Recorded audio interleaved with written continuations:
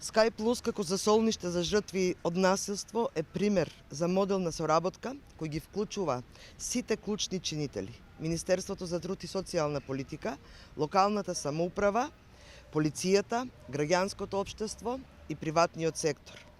Но и покрај услугите кои ги нудиме на територијата на целата држава, потребно е и следење на текот на животот на жртвата со цел повторно интегрирање во општеството без поголеми потешкоти. Заедно како партнери раскажуваме една убава, успешна приказна во делот на социјалната заштита, особено во делот на згрижување на жени жртви од семејно насилство и нивните деца. Струмица е пример во многу работи во државата, но е пример и во делот на социјалната заштита. Нешто за кое што треба да бидеме сите горди. И како општина, и како совет на општината, како општинска администрација и секако најважно, како граѓани.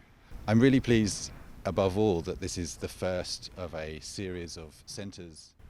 Драго ми е што денес присуствувам на овој настан тука и што може да присуствуваме на отварањето на центарот кој што ќе биде еден од многуте, се надевам, кој што ќе нуди ваков вид на услуги за помош на жртвите од домашно насилство, како и за унапредување на родовата еднаквост, заедно со УНФПА, со граѓанскиот сектор, со локалните организации, Министерството, како и локалната власт и другите наши партнери, тоест бизнисите.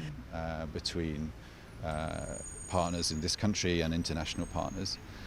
Ми представува особено задоволство и чест да сум денеска тука во градот Струмица, заедно со Министерката за труд и социјална политика, со почитуваниот амбасадор на Обединетото кралство, со градоначалникот, со Sky Plus, со многу други партнери, каде можеме малку повеќе да разговараме околу она што е директно пружање на услуги на жртвите од насилство и моделот кој што успеа Sky Plus во Струмица да го воспостави како еден и единствен во државата.